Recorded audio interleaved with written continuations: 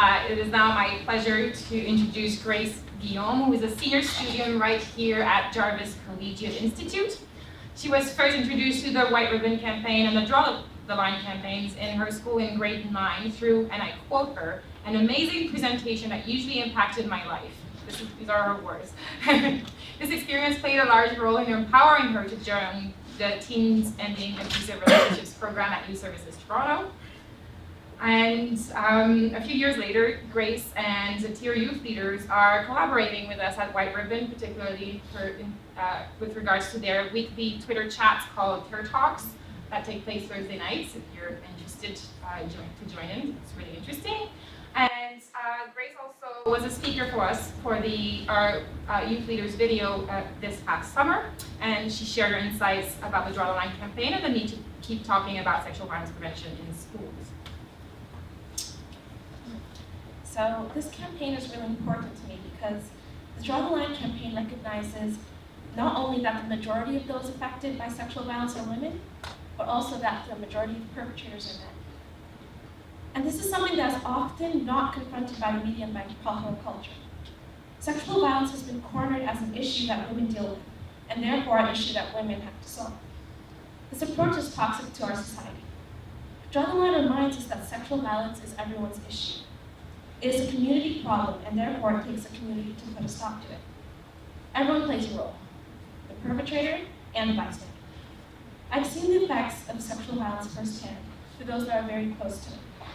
And I've seen it being perpetrated within schools, and this needs to stop.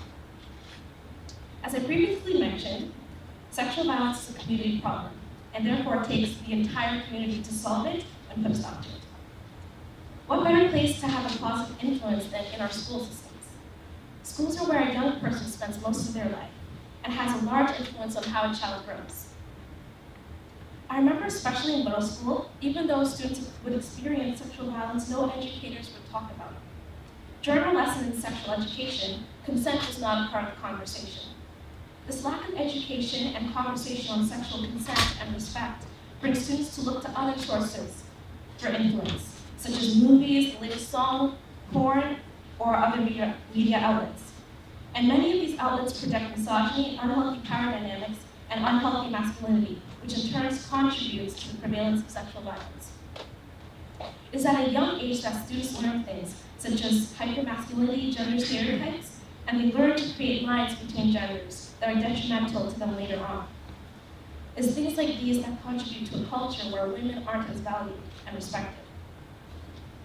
By educating students at a younger age, we are able to break the silence surrounding sexual violence.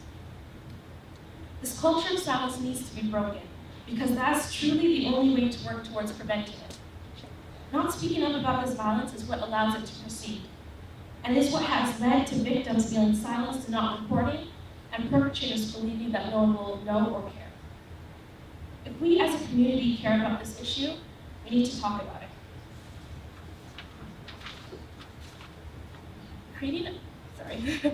Creating open and common conversations surrounding sexual violence prevention creates a shift in culture.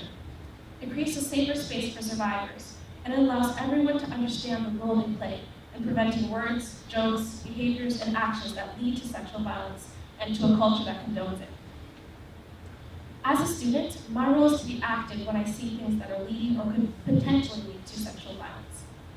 This is why I especially love the Draw the Line campaign cards where they have the scenarios. It equips students such as myself with the thinking skills required to confront sexual violence every day, and it empowers me to take action when I see it being perpetrated. It is my responsibility to step up, because no one deserves to be violated sexually. We all deserve our rights, human rights, and the rights of so many women are violated every day because of a culture that puts a shade over sexual violence. As a student leader and community member, I have the power to move our world into a culture that respects everyone, regardless of gender, race, ability, or sexuality. And because I have that power, I feel that it's my responsibility to use it.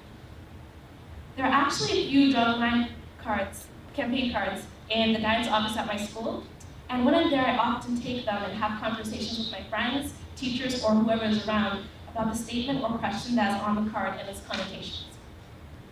Also, and Ronnie mentioned this, when I was in 9th grade, A representative from White Ribbon, Women's College Hospital, and another organization came to my school for a presentation and panel discussion about sexual violence, and was open to other schools and the community. What I learned there drove me to continue the conversation with those around me and to join initiatives that work to prevent sexual violence. So some things that students here, if there's any students here, can do to help their school community prevent sexual violence are to have are to have open conversations, because that's what breaks the silence. Also, contact White Ribbon and have a representative come to your school for a presentation or workshop, because that's very impactful. That was very impactful for me. You can also work with your teacher, just as the student who won the award today did, to create a club or group in school that works towards drawing the line on sexual violence and fostering an environment where survivors feel safe and empowered, utilizing the resources from Draw the Line. You can host conversation circles, put up posters, fundraise, and plan events.